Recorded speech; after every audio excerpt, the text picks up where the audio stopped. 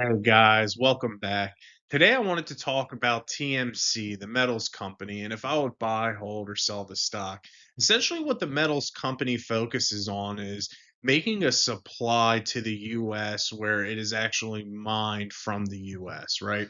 So the problem that they see is that today America depends entirely on imports for primary nickel, manganese, and cobalt. And a lot of these metals are used to make electric car batteries, wind turbines, jets, steel, power AI, and right now, the US barely mines any of them. We buy almost everything from other countries. And why do we buy from other countries and import so much? It's because the US has a very little amount of these metals in the ground that are cheap, right? It's expensive to dig up these materials and it's very slow because of permits and environmental rules. Other countries like China made it a lot cheaper and faster. So, I mean, American mines have closed years ago. TMC can help make these metals cheaper and give the US a more secure supply, but it will take a lot of years, and it's not even 100% sure yet. So, when analyzing a company, I think it's really important to take a look at management. And I get that there's not much to really look at here, right? The company's pre-revenue. We can't see how the company performed in a downturn, the decisions it's made. But what we can do is take a look into the CEO, Gerard Barron, and see some of his past ventures and what has happened. And one thing that was striking to me was that he was a key figure in Nautilus Minerals, which was also a deep sea mining company. And that company wound up declaring bankruptcy for a multitude of reasons. There were massive cost overruns on building this specialized deep sea mining ship, and equipment cost hundreds of millions more than planned. There were technical failures with their key underwater mining machines repeatedly broke down during testing and never worked reliably, never had any revenue. They spent $1 billion over 12 plus years, but never mined or sold any metal. They lost their funding from major investors and they pulled out when delays and problems piled up. They defaulted on loans, owing 80 millions to lenders and couldn't repay or refinance. They had legal fights with Papua New Guinea. The host government sued them for missed payments and eventually took ownership of the failed ship. So, not exactly a great track record for the company, kind of eerily similar that it's deep sea mining and pre revenue again.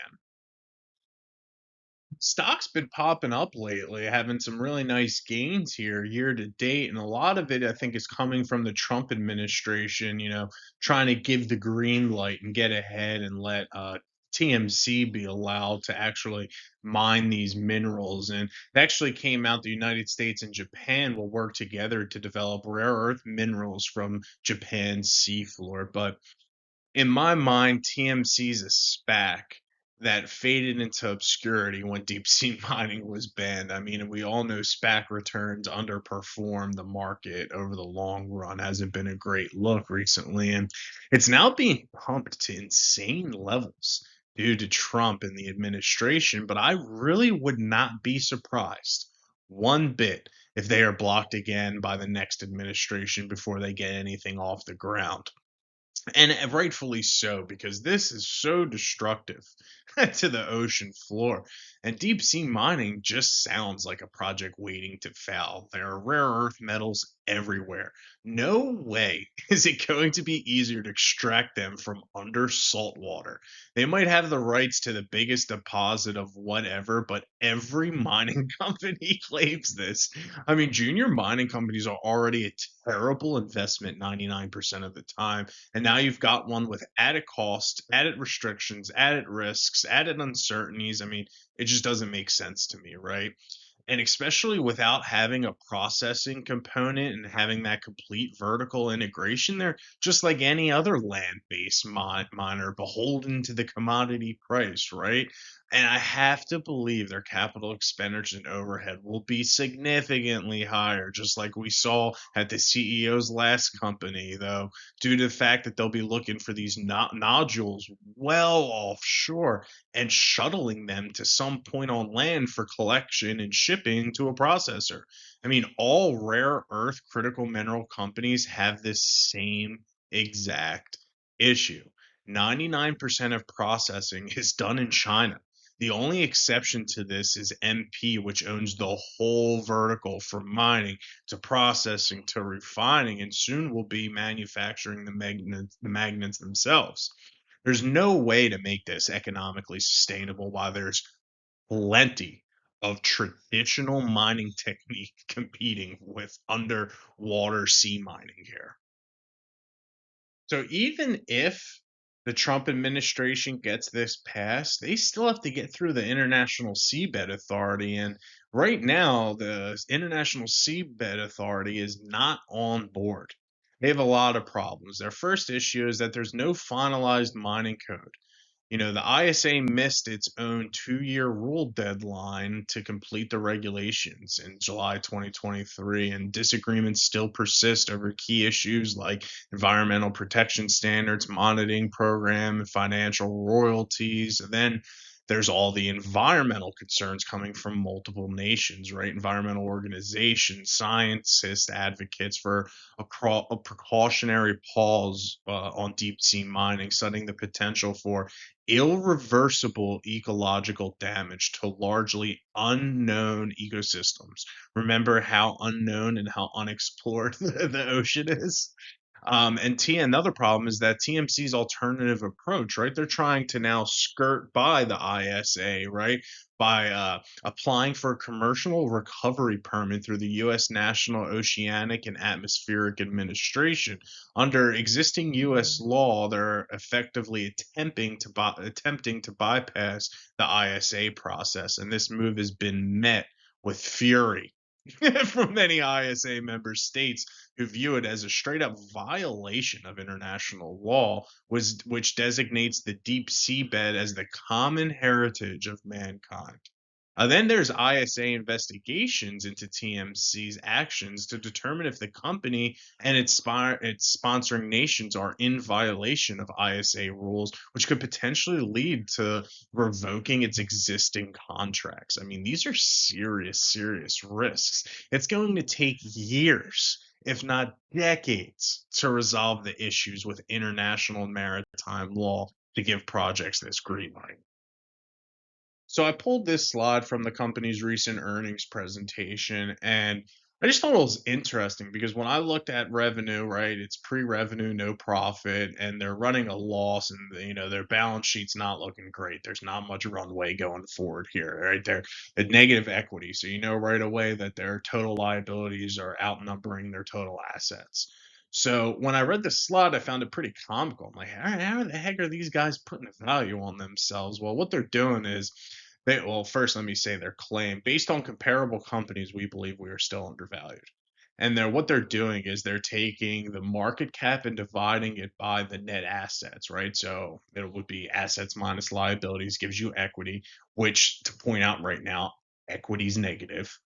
And they're comparing it to copper and nickel producers, which, okay, whatever, we'll just let it slide. I won't even bring that up. But if you look at the average price to net asset value, they're saying they should be about a $23 billion company because the net present value that they would unlock with their mining permits for the metals that they would be able to mine would have a present value of $23 billion. Now, how are they getting that number? How do they know they're going to be able to dig these materials out of the earth? How do they know that they're going to be able to be approved by the Trump administration, be approved by the ISA, right? Every year it doesn't happen. That the present value of those cash flows drop. So it's like, what are these assumptions that they're coming to get this? I mean, this is the definition of speculative investing. I mean, oh my gosh, this is run the other way here. This is not what you want to see. And I was looking as I read through their earnings presentation, and I just saw this slide. We have achieved groundbreaking milestones since inception in 2011. And I just stopped there. This company's been open for 15 years and doesn't have a dollar in revenue to show for it. It doesn't have positive equity in any sense. I mean, That was one of the most mind-blowing things I saw. Oh my god, how'd I get rid of that slide? And I just want to pull out my laser pointer real quick to show you, right?